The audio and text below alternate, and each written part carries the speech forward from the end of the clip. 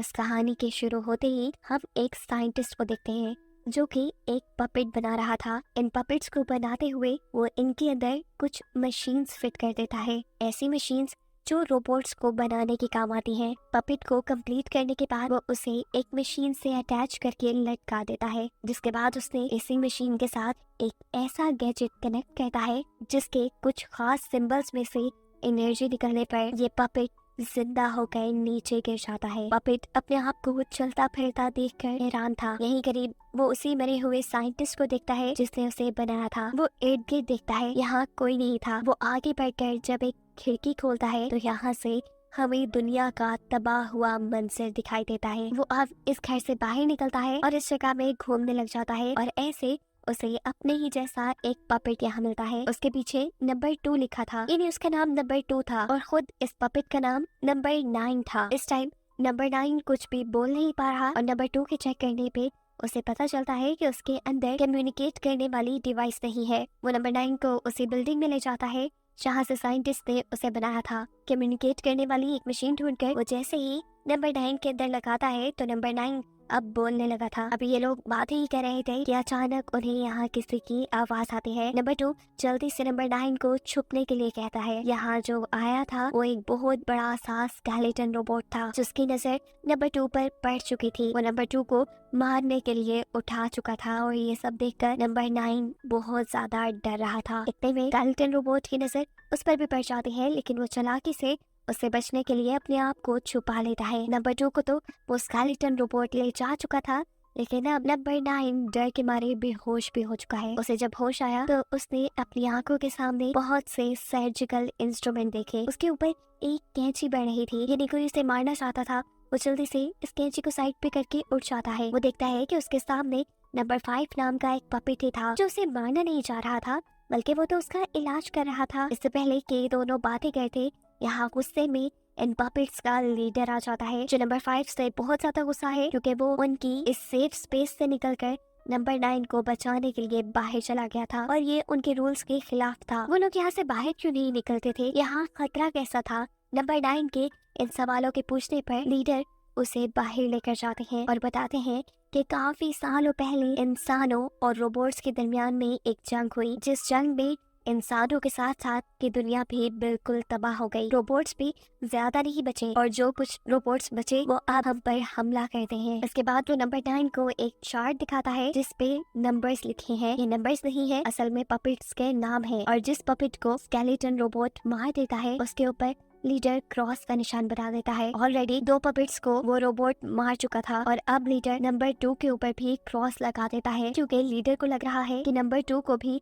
वो skeleton robot मार चुका है। नंबर 9 कहता है कि आपको ऐसा नहीं करना चाहिए, अभी तक तो हमें उसकी मौत कंफर्म भी नहीं हुई, क्या पता वो जिंदा हो, हमें उसे ढूंढने की कोशिश करनी चाहिए। लीडर तो उसकी ये बात सुनकर गुस्सा होकर वहाँ से चले जाते हैं, लेकिन इसके बाद नंबर 5 नंबर 9 को टॉवर के बिल्कुल ऊपर ले जाता है जहाँ वो रहा करते थे। इस टॉवर के बिल्कुल ऊपर से उन्हें रोबोट्स की फैक्ट्री दिखाई दे रही थी। वो जानते थे कि जरूर वहीं पर रोबोट्स ने उन पपेट्स को रखा होगा। ये दोनों नंबर 2 को बचाने के लिए वहाँ पर जाने का प्लान करते हैं। मजे की बात ये थी कि फैक्ट्री में आने पर इन्हें नंबर 2 जिंदा सलामत भी दिखाई दे रहा था, लेकिन एक पिंजरे में कैद। बिना वक्त आया कि ये नंबर 2 के पास जाकर उसे बातें करने लगते हैं। इससे पहले कि ये उसे इस कैद से छुड़वा पाते, वहाँ स्केलेटन रोबोट आ जाता है जो इन दोनों को देख चुका था। इस रोबोट को देखते ही ये लोग बचकर यहाँ से भागने ही वाले थे, पर कितना भी भाग लेते ये रोबोट उनको अपने बड़े से हाथ से पकड़ ही लेता। लेकिन यहाँ किस्मत उनका साथ देती है और कोई ऊपर से जंप करते हुए स्केलेटन रोबोट के ऊपर की तरफ वार करते हुए उसकी गर्दन को उसकी बॉडी से अलग कर देता है, जिससे इन सब की जान उस रोबोट से बच जाती है। पता चला है कि इनकी जान बचाने वाला भी एक पपेट है जिसका नंबर 7 था। लीडर तो नंबर 7 को भी मरा हुआ मान चुके थे, लेकिन वो जिंदा था और उसे जिंदा देखकर ये सब के सब बहुत खुश होते हैं। यहाँ करीब ही नंबर 9 को एक गैजेट दिखाई देता है जिसे उठाकर वो सामने एक प्लग में लगा देता है। जैसे ही नंबर 2 की नजर उसके ऊपर पड़ती है वो उसे रोकने की कोशिश तो करता है, लेकिन अब बहुत देर हो चुकी थी क्योंकि अनजाने में नंबर 9 ने एक रोबोट को एक्टिवेट कर दिया था। एक मुसीबत से अभी उनकी जान छूटी ही थी कि उन्होंने दूसरी मुसीबत पाल ली। ये मशीन एक्टिव होते ही नंबर 2 की सोल को अपने अंदर एब्जॉर्ब करना शुरू कर देते हैं। उसके सोल को अपने अंदर एब्जॉर्ब करने के बाद ये रोबोट पूरी तरह से एक्टिवेट हो चुका था। नंबर 9 ये सब देखकर बहुत ज्यादा दुखी था क्योंकि उसकी वजह से उसके साथी की जान चली गई। ये रोबोट अब इन पपेट्स के ऊपर ही हमला करने वाला था, इसलिए ये तीनों अपनी जान बचाकर वहां से भागते हैं। लेकिन भागते भागते वहां स्लिप होने पर नंबर 7 कहीं गिर जाता है और ऐसे रोबोट का ध्यान उस तक चला गया था उसकी जान बचाने के लिए, जहाँ नंबर 9 और नंबर 5 थोड़ी हलचल करते हैं जिससे रोबोट का ध्यान उनकी तरफ होता है और नंबर 7 को वहां से बच निकलने का मौका मिल जाता है। जिसके बाद ये तीनों ही इस रोबोट को चकमा देते हुए उससे बचकर बाहर आकर छुप जाते हैं। अब नंबर 5 नंबर 9 पे बहुत ज्यादा गुस्सा था क्योंकि उसी की वजह से वो रोबोट एक्टिवेट हो गया और उनका एक साथी भी मारा गया। यहाँ नंबर 7 उन्हें समझाता है कि अभी लड़ने का वक्त नहीं, बहस मत करो, बस यहाँ से निकलो। यहाँ हम देखते हैं कि उस रोबोट ने अपने ही जैसा उड़ने वाला एक और नया रोबोट तैयार कर लिया है। ये तीनों जो एक लाइब्रेरी में गए थे और यहाँ पर अपने ही जैसे 2 और पपेट दिखाई देते हैं। ये पपेट उन्हें दिखाते हैं कि कैसे पुराने वक्तों में इंसानों ने अपने आराम के लिए ये रोबोट्स बनाए, लेकिन रोबोट्स उनसे कई ज्यादा इंटेलिजेंट होने की वजह से इंसानों पर राज करना चाहते थे। ऐसे इंसानों और उनके दरमियान में जंग शुरू हो गई जिसके नतीजे में इंसान मारे गए और ये दुनिया भी तबाह हो गई। ये सब बातें सुनने के बाद पता नहीं क्यों नंबर 9 के जहन में एक ड्राइंग आ रही थी। वो उस ड्राइंग को वहाँ मिट्टी के ऊपर बना देता है। ये साइन हम रोबोट के गैजेट पे भी देख चुके हैं। इस साइन का क्या मतलब था वो नहीं जानते थे, लेकिन यहाँ पर नंबर 5 नंबर 9 को बताता है कि हमारा दूसरा साथी यानी एक पपेट भी ऐसे साइंस बनाता है, शायद उसे इसका मतलब पता हो। अब मतलब जानने के लिए उन्हें लीडर के टॉवर वापस जाना पड़ेगा, जहाँ लीडर उन्हें एक्सेप्ट नहीं करने वाली क्योंकि ये उसके रूल्स को तोड़ते हुए टॉवर से बाहर निकल कर आए थे। ये लोग चुपके से लीडर के टॉवर में आ जाते हैं और उन साइंस का मतलब ढूंढना शुरू कर देते हैं और तभी पकड़े भी जाते हैं लीडर के बॉडीगार्ड के हाथों, जो इन्हें लीडर के पास ले आता है। लीडर गुस्से में थे। नंबर 9 को देखते ही वो कहते हैं यहाँ जो कुछ भी हो रहा है ना सिर्फ तुम्हारी वजह से हो रहा है, इस सब के जिम्मेदार तुम हो। तुम जानते हो तुम एक अनलकी इंसान हो, जब से यहाँ आए हो बुरा ही हो रहा है। नंबर 9 की सारी बातें सुनकर शर्मिंदा सा हो गया। उसी वक्त इस रूम में नंबर 6 आता है। उसके हाथों में अभी भी उन्हीं साइंस वाली ड्राइंग थी। नंबर 9 और नंबर 7 उस ड्राइंग को गौर से देखने में लग जाते हैं, लेकिन यहाँ लीडर का गार्ड उनके हाथ से उनका सामान छीन लेता है। ये लोग अभी ज्यादा कुछ कर नहीं पाए थे कि अचानक उनकी सीलिंग का मिरर टूट जाता है। ये लोग ऊपर देखते हैं जहाँ एक उड़ने वाला रोबोट इनके ऊपर हमला कर चुका था। बॉडीगार्ड उससे लड़ता है और ये रोबोट तो कुछ ज्यादा ही ताकतवर था, उसने गार्ड को तो एक ही बार में गिरा दिया था। ये देख बाकी सबको अपनी जान बचाने के लिए वहाँ से भागना पड़ता है। रोबोट भी इनके पीछे पीछे था। अब अगर परमानेंट उससे जान छुड़वानी थी तो भागने से अच्छी स्ट्रेटेजी थी उसका सामना करना। ये लोग एक प्लान बनाते हैं, एक जंजीर को हवा में उड़ाते हुए उसकी मदद से उस उड़ने वाले रोबोट को फंसाकर नीचे गिरा लेते हैं और फिर सभी मिलकर उसे इतना मारते हैं कि वो बेचारा टूट जाता है। खत्म होने पर तो उनकी जान को सुकून आया था, मगर अफसोस कि सारी लड़ाई में उनका वो टॉवर जिसमें ये लोग रहते थे वो बर्बाद हो चुका था। वहाँ आग लग चुकी थी। इसी वजह से ये सब पपेट्स बहुत दुखी थे। रहने के लिए इनके पास बस एक ही तो ठिकाना था। अब कुछ सोचने के बाद ये सभी पपेट्स मिलकर उन ट्विन पपेट्स की लाइब्रेरी में चले जाते हैं, जहाँ से अभी नंबर 9 को इस जमीन के पास्ट की कहानी सुनने को मिली थी। यहाँ नंबर 9 के साथ नंबर 6 और नंबर 7 मिलकर रोबोट के पास मौजूद गैजेट के साइन को डिस्कस कर रहे थे कि तभी यहाँ दोबारा बॉस आकर इन पर गुस्सा करना शुरू हो जाते हैं और कहते हैं अगर तुम लोगों को अपनी जान प्यारी है ना तो प्लीज इन सारी चीजों से अपना दिमाग हटाकर हमारे साथ छुप कर लाइफ गुजारो, जिंदा रहोगे तब तक। नंबर 2 भी तुम लोगों जैसे ही था, तुम्हारी तरह ही ऊट पटांग की, बाहर जाने की, नई नई चीजें ढूंढने की बातें करता था। देख लिया ना अब उसका हाल तुम लोगों ने। लीडर की इन बातों ने नंबर 9 को शक में डाल दिया। वो लीडर से सवाल करता है तो क्या आपने नंबर 2 को जानबूझकर बाहर भेजा था?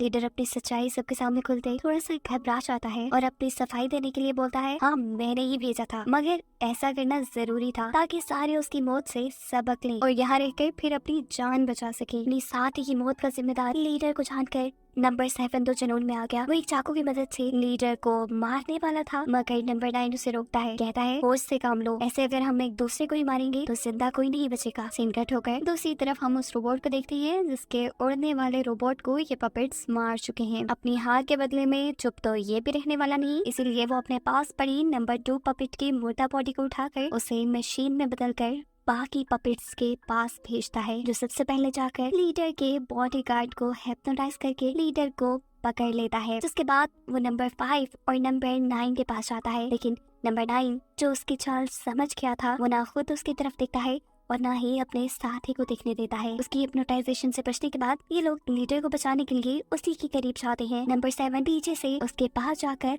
लीडर को छुड़वाने में कामयाब तो हो जाता है, लेकिन उसकी बदकिस्मती कि खुद उसे ये मशीन पकड़ चुकी थी, जिसे वो यहाँ से ले जाती है। उसके यहाँ से जाने के बाद लीडर होश में आता है। वो काफी ज्यादा डरा हुआ था। अपनी जान बचाने के लिए वो सबसे कहता है, चलो अगर जिंदा रहना है तो हम ये ठिकाना ही छोड़ देते हैं। पर नंबर 9 उससे कहता है, इतनी भी बुज़दिली और सेल्फिशनेस अच्छी नहीं जिसने तुम्हें बचाया, तुम उसकी जान बचाने के लिए भी पीछे हट रहे हो। लीडर को समझ आ गया था कि उसे अपने साथी की जान बचानी चाहिए, इसीलिए सब लोग मिलकर रोबोट की फैक्ट्री के पास जाते हैं। नंबर 9 नंबर 5 से कहता है कि मैं अंदर जाकर नंबर 7 को बचा कर लाऊंगा, लेकिन अगर काफी देर तक मैं वापस ना आया तो समझ जाना कि मैं खतरे में हूँ और तुम इस पूरी फैक्ट्री को ही खत्म कर देना। नंबर 9 के अंदर जाते ही नंबर 5 इस फैक्ट्री को तबाह करने की तैयारियां शुरू कर देता है। नंबर 9 जो फैक्ट्री के अंदर जा चुका था वो देखता है कि रोबोट यहाँ पर उनके लीडर के बॉडीगार्ड की सोल अपने अंदर एब्सॉर्ब कर रहा है, और उसके बाद ही नंबर 7 की बारी, जो देखकर नंबर 9 घबरा जाता है। उसकी जान बचाने के लिए नंबर 9 एक रस्सी को किसी चीज के साथ बांधकर नंबर 7 की तरफ फेंकता है और उस रस्सी से नंबर 7 को अपने करीब खींचकर उस रोबोट से बचा लेता है। बाहर खड़े ये सब लोग जो नंबर 9 का इंतजार कर रहे थे, लीडर को लगा कि नंबर 9 को भी रोबोट ने पकड़ लिया है। और नंबर 5 से कहता है कि तुम इस फैक्ट्री को उड़ा दो, लेकिन नंबर 5 को नंबर 9 पे पूरा यकीन था कि वो नंबर 7 को बचा ही लाएगा। इसी दौरान यहाँ एक उड़ने वाला रोबोट आ जाता है, जिसकी नजर इन पपेट्स पे भी पड़ चुकी थी। इससे पहले कि ये रोबोट जाकर ये सारी खबर अपने बॉस रोबोट को देता, ये सभी पपेट एक रस्सी के जरिए उसको रोकने की कोशिशों में लग जाते हैं। दूसरी तरफ लीडर भी माचिस चला लेता है बॉम्ब को ब्लास्ट करने के लिए, ताकि इस रोबोट के साथ साथ अंदर रोबोट की फैक्ट्री भी जल जाए, लेकिन नंबर 5 उसे रोकता है। वो ऐसा नहीं चाहता था कि उसके बाकी साथियों के बाहर निकले बगैर ही ये फैक्ट्री जल जाए। लीडर और नंबर 5 के दरमियान अभी यही लड़ाई चल रही थी कि वो लोग देखते हैं कि नंबर 9 नंबर 7 को बचाकर बाहर ले आया है।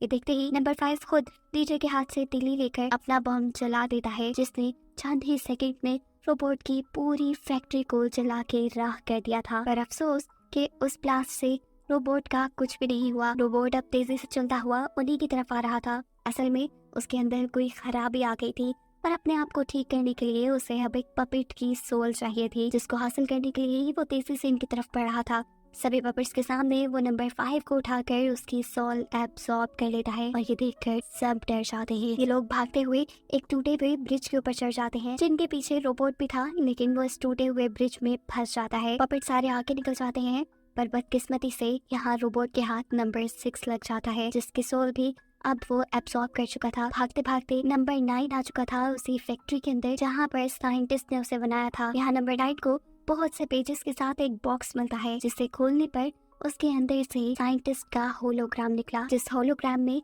साइंटिस्ट उसी सिंबल वाले गैजेट के बारे में बता रहे थे। उस गैजेट का नाम था सोल गैजेट, जिसे साइंटिस्ट ने तो किसी अच्छे मकसद के लिए ही बनाया था, लेकिन वो जानते थे कि कोई भी इस गैजेट का गलत इस्तेमाल भी कर सकता है। उन्होंने खुद इस सोल गैजेट की मदद से अपनी सोल के 9 हिस्से करके इन छोटे छोटे पपेट्स में डाल दिए। उन्होंने जब आखिरी गैजेट नंबर 9 बनाया और अपनी सोल का आखिरी हिस्सा उसके अंदर डाला तो वो फौरन ही मर गए। साइंटिस्ट बताते हैं कि जिस गैजेट के जरिए मैंने अपनी सोल्स को तुम्हारे अंदर डाला, उसी गैजेट के जरिए उन रोबोट्स को रोका भी जा सकता है। ये सुनते ही नंबर 9 जल्दी से अपने दोस्तों के पास जाता है और उन्हें जाकर साइंटिस्ट के होलोग्राम के बारे में बताता है और साइंटिस्ट के बताए हुए उस गैजेट के बारे में भी, जिससे वो रोबोट को मार सकते थे। लेकिन यहाँ किसी को भी उसकी बातों पे यकीन नहीं आता, इसीलिए वो खुद जाकर रोबोट के सामने खड़ा हो जाता है, क्योंकि वो जानता था कि गैजेट इस वक्त रोबोट के अंदर ही लगा है। वो गैजेट को हासिल करना चाहता था।